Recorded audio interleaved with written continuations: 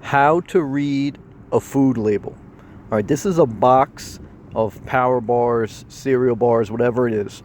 But what you first need to look at when you're looking at the nutritional label is the amount per bar or per serving, and then how many servings per container. That's huge, all right? So one bar, okay, one bar is the amount per serving, and that basically, this is one bar, all this stuff here.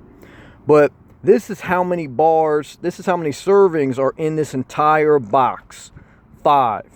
So you have to times all this data times 5 if you plan, well, you should just times it times 5, because the bottom line is you're going to end up consuming this entire box. And in many cases, in one sitting. You know, they used to have a potato chip commercial that says, "I bet you can't eat just one." And the reason is because human nature is to overindulge, is to overplease. And especially when it comes to salt and sugary snacks, because they feed on our mental wiring that basically makes our body, by nature, desire more and want more until we are completely stuffed. So be mindful that when you're very first thing you need to look at is not the calories. It's not the calories. It's the amount of all this data per serving, and then how many servings are in the entire container of whatever you're buying, okay? And this is one serving is one bar, and then there's 5 bars in here, so you got 5 per container. So then, of course, yes, calories, you know, normal calorie intake to maintain weight is 2,000 to 2,500 calories per day.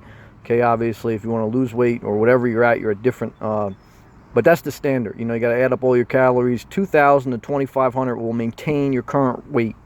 Next, the fat grams, yes, that's important, okay, and also note that the daily value. So this says for one bar, you know, the amount of grams of fat, and that it equals 9% of your intake. So 10% basically, you know, very close to 10% if you wanted to round it up of your fat intake is in one of these bars.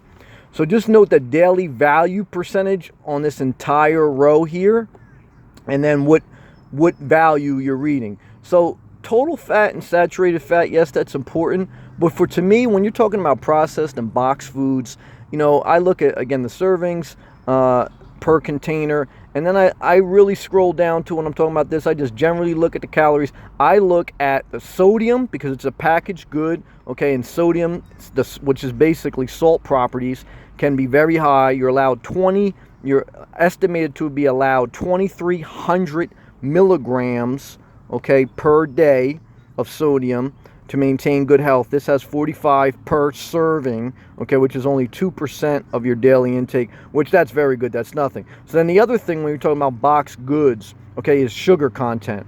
Okay, sugar content, added sugars, which this is, for males, you're allowed up to 38 grams per day of added sugar, and for females, 25 grams per day to maintain good health.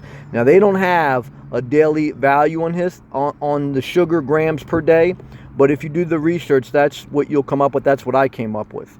So for boxed goods, I'm looking at sodium content, and I'm looking at grams of sugar.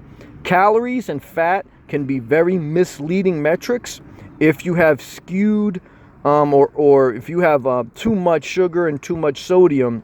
They could be compensating for the calories and the fat, you know, by engineering it with additional amounts of salt and sugar. So you need to be mindful of that. Of course, all these other things are things you should be mindful of, the vitamin amount, the cholesterol, etc. But for me, again, you want to look at the servings, the amount of the servings per the container, and then you want to go to sodium. You're allowed 2,300 milligrams per day. This has 45 milligrams per serving. And then sugar content. This has 4 grams of sugar per serving. And you're allowed, for males, 38 grams per day of added sugar grams. And for females, 25 grams of added sugar. So be mindful when reading nutrition. Well, first, be mindful just to read and be aware of the nutritional facts. Second is, those are the things from my perspective that you need to be mindful of as you try to do the right thing for your health and your well-being.